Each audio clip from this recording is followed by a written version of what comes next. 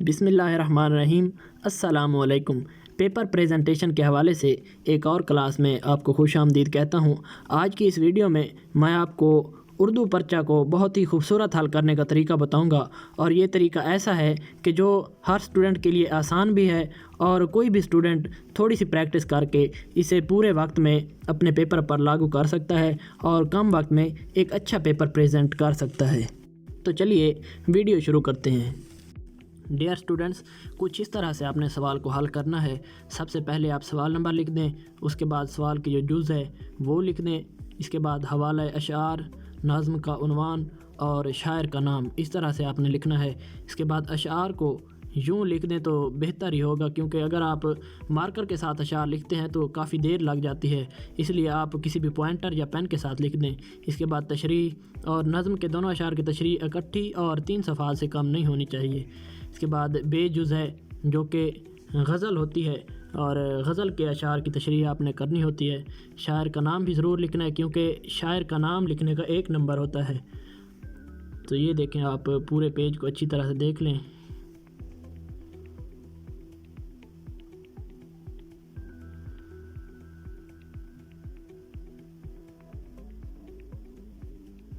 तो ये हमारा पहला पेज एंड होता है। अब हम चलते हैं दूसरे पेज की तरफ।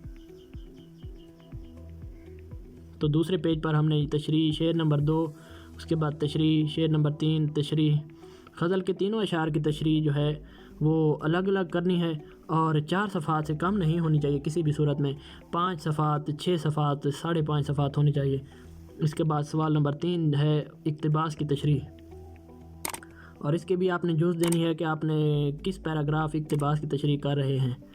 तो दूसरी तरफ ये देखें, इक़्तिबास जो है उसके सबक का उन्वान भी लिखना है, मुसन्निफ़ का नाम, और सियाक़ व सबाक़ 10-12 सतूर से ज़्यादा नहीं लिखनी चाहिए, और तशरीह कुछ इस तरह 3 सफ़हात से कम नहीं होनी चाहिए। इसमें मौज़ू के मुताबिक कुरानी आयात और अहादीस वगैरह ज़रूर शामिल करें। अशार भी आप लिख सकते हैं।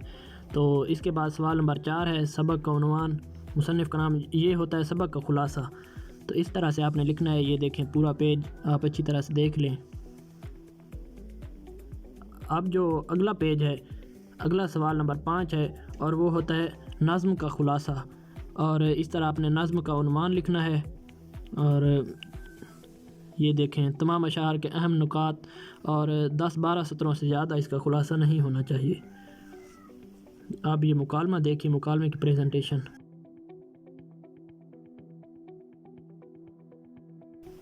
मुकालमे में आपने मंज़र ज़रूर लिखना है। सबसे पहले इब्तदाई मंज़र लिखना है, और इसके बाद इस तरह से आपने मुकालमा लिखते चले जाना। 3 सफ़हात से कम ना होना चाहिए, और इसके बजाय रुदात भी लिखी जा सकती है। तो ये पूरा पेज आप देख लीजिए। कुछ इस तरह से इसकी प्रेजेंटेशन है।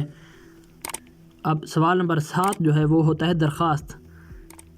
तो दरख्वास्त आपने इस तरह लिखनी है, दरख्वास्त और बखिदमत जनाब प्रिंसिपल गवर्नमेंट कॉलेज अलिफ बेजीम। उन्वान ज़रूर लिखना है, क्योंकि इसके नंबर होते हैं, और इस तरह से दरख्वास्त की जो मेन बॉडी है वो आ जाएगी।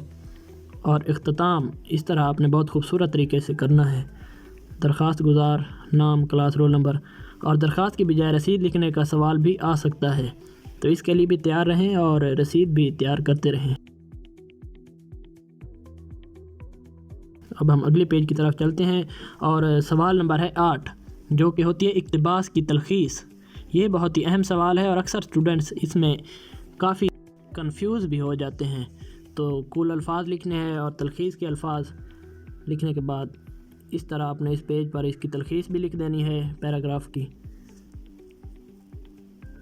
अब आगे चलते हैं, और अगला जो है वो सवाल नंबर 7 है। ये सेकंड ईयर में अक्सर आता है, ख़त लिखने का सवाल। तो ख़त आपने इस तरह लिखना है, और मैट्रिक में भी ये होता है ख़त लिखने का सवाल। तो ये देखें, आप मैट्रिक में भी इसी तरीके के साथ लिख सकते हैं। यहाँ पर आपने इसकी बॉडी लिखनी है, ये दरमियान हो गया, और यहाँ आखिर पे आपने इख्तितामिया भी खूबसूरती के साथ बयान करना है।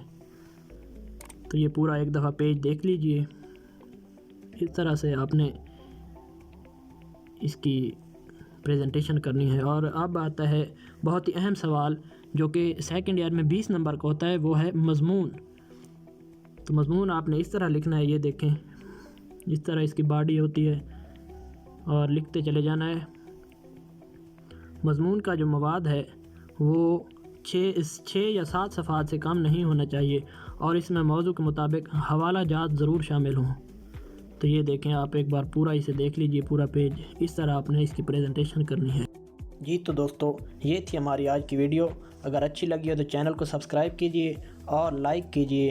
ملتے ہیں اگلی ویڈیو میں۔ السلام علیکم۔